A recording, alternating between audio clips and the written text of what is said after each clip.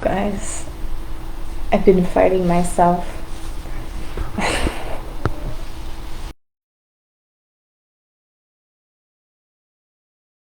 I guess I've been fighting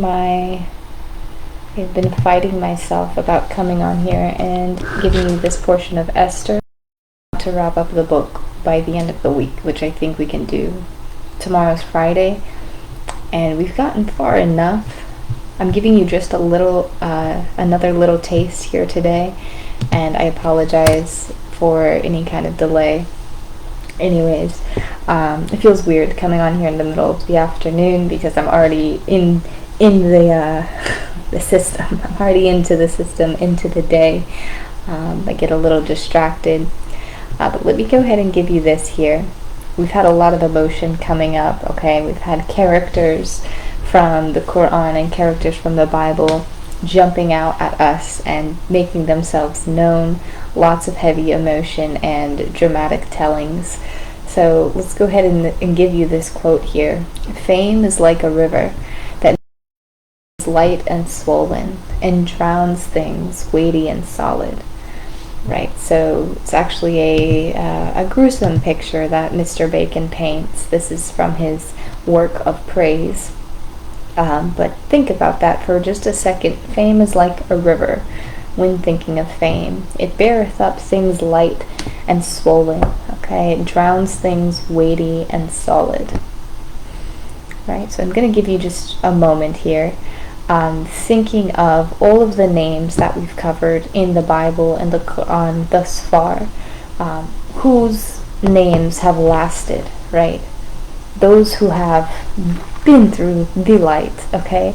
That have been light of heart, light of soul, have seen struggle, okay? Have gotten themselves maybe physically swollen, okay? Swollen with struggle and oppression. All right, but those who are weighty and solid. So we're thinking of all these kings, right? These royal officials. We can definitely think of King Xerxes as somebody being weighty and solid, because it's really like King Xerxes who, compared to even Mordecai in this, right? When we hear the name Mordecai, our ears tingle just a little bit more than King Xerxes. You know, I have to look up King Xerxes. I don't know who that is. All right, but Mordecai even rings the ears. Esther, of course. Even if you've never read the Bible, you've heard of Esther.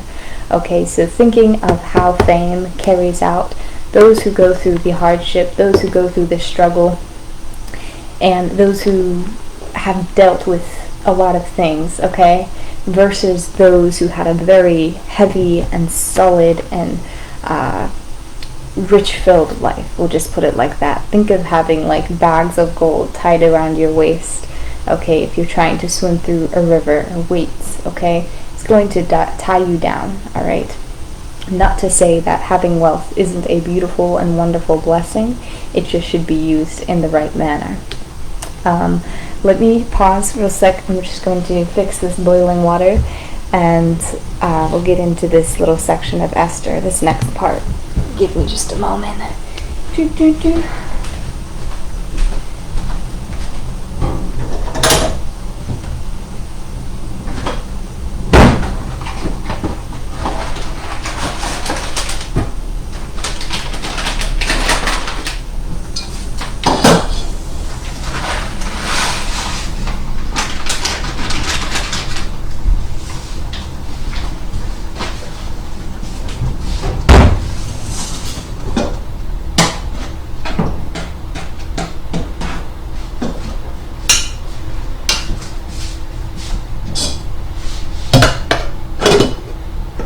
Sorry guys, I'm multitasking, as you can see.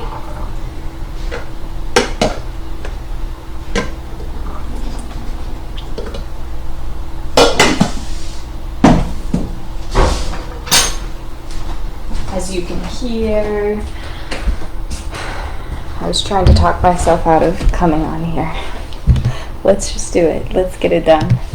We have here, starting in chapter 3, all the royal officials at the king's gate knelt down and paid honor to Haman, for the king, for the king had commanded this concerning him. But Mordecai would not kneel down or pay him honor. Okay, so Haman just comes out from left field. Remember, we're talking about these individuals. These are the individuals to watch out for. It doesn't really give a background on Haman, but actually he's one of those that maybe rings the ears just a little bit because of his dastardliness. Okay, he was not a good one. But he comes out of left field. It doesn't really give us a background. We just know that he was the highest ranking official when it came to King Xerxes and who he assigned as highest ranking. Okay, in this sense, these rankings are no bueno. All right, these are not the rankings that you would like to be a part of. But these here, okay, Haman, no bueno. We will come to learn why. Anyways, coming from left field, watch out for that. Mordecai would not kneel down or pay him honor. In the 12th year of King Xerxes, in the first month of Nisan, the pur, that is the lot, was cast in the presence of Haman to select a day and a month, and the lot fell on the 12th month, the month of Adar. So I guess it's kind of like a time where Haman can make a petition, or he can make an ask or a request of the king. This is what I'm imagining here. And it says, Haman said to King Xerxes, there is a certain people dispersed among the peoples in all the provinces of your kingdom who keep themselves separate. Their customs are different from those of all the other people, and they do not obey the king's laws. It is not in the king's best interest to tolerate them. If it pleases the king, let a decree be issued to destroy them, and I will give 10,000 talents of silver to the king's administrators for the royal treasury.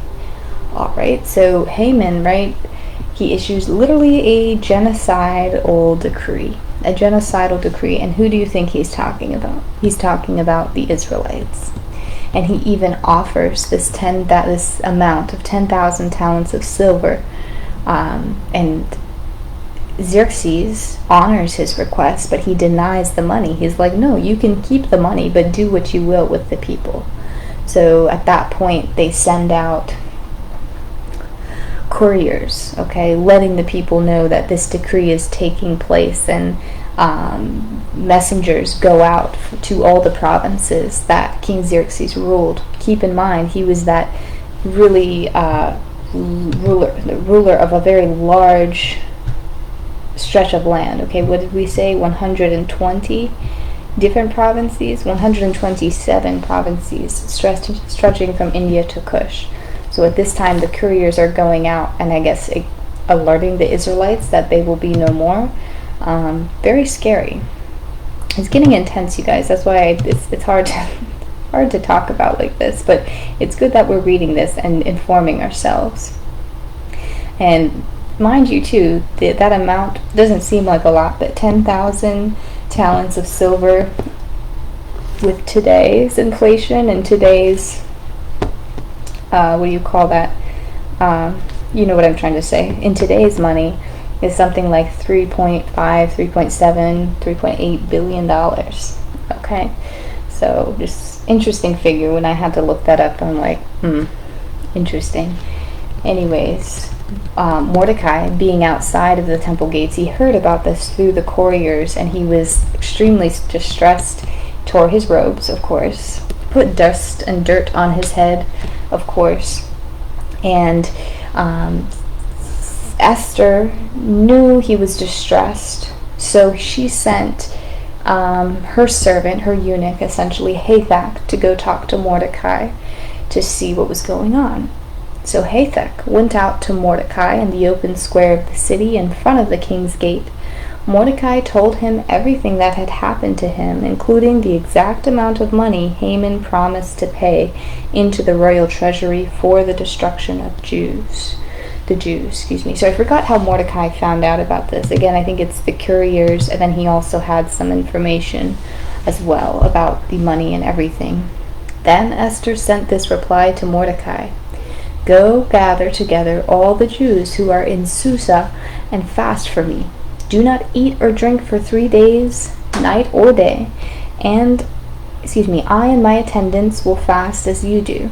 When this is done, I will go to the king, even though it is against the law. If I perish, I perish." So Mordecai went away and carried out all of Esther's instructions. So Esther, she is hatching this plan. She is the queen. She is the new queen. And she knows that she's on the very good side of King Xerxes, and she knows that she can persuade him in whatever way she wishes. Although there is a great fear and there's a great pressure on her, so she decides to fast. So a lot of the time, right, we can rebel, if you will, in the spirit. We can rebel in the spirit. We can cleanse ourselves in the spirit to make us a ready vessel to be used by the Lord. So this is exactly what Esther's doing by not eating or drinking for 3 days. This is not just during the daylight. This is night and day. And I will be honest, last time I read this, I was doing this unknowingly. Okay. Unknowingly. It was kind of just like for other purposes, but this 3-day health purposes. We were doing it 3-day, no food, no water, night and day. And then after that was over, I would have a giant sushi dinner, okay, maybe like 20 pieces of sushi, and that would be the end of that fast. But I would do this every month or so, but a very, very powerful spiritual tool. I think it did help me get through a lot of trying times and tumultuous times and transformative times. But Esther did accomplish this, and she's going through this fasting, and she is authorizing or commanding her brother Mordecai and all of the Jews in Susa to also participate, to make the vessel clean, pure, nothing in it. When you have no food or water in your body, it's different. Your mind works differently, okay? It runs basically on your fat stores and very clean energy. You have no carbohydrates, no protein, so you're running off of your fat. It's a very slow burning, clean energy, as I'm sure you're aware of as these new diet trends pop in and out. But it does help with the thought process. It helps you to think the way that you should think, and it helps you to be an open vessel for the Spirit to go ahead and work through you. I'm not saying go ahead and fast now. If you need to eat, you need to eat. I'm supposed to be fasting today, and I was not because I was hungry. So definitely listen to your body. But this is what Esther and the Jews are going through at this time in the Bible. So thanks for listening. I just wanted to come on here. We should be able to wrap this up, I hope, tomorrow. I want to wake up early like I've been trying to these last few days. Wake up early and share with you guys. It's just a little bit easier to expound upon the things that I need to expound upon. But other than this, I'll let you be. And like I said, I'm going to give you a little bit of a break soon. I think our break is actually coming up. After we finish Esther, we're actually going to take a little bit of a segue from the Quran, and we're going to look at a Moorish Quran, inspired, of course, by God, same source, but it's same, you can tell, it's kind of the same type of language, but different themes and more universal themes, I would consider. So we're going to jump into that in a little bit. But we're still going to maybe do like a few verses in here as we wrap up the book of Esther. Maybe just one more. We'll see. But that aside, I wish you guys the best. Thank you so much for being patient with me and going through this with me, all of these changes in emotion and changes in time. It really means a lot, and I appreciate you guys. Have a good rest of your day. Bye-bye.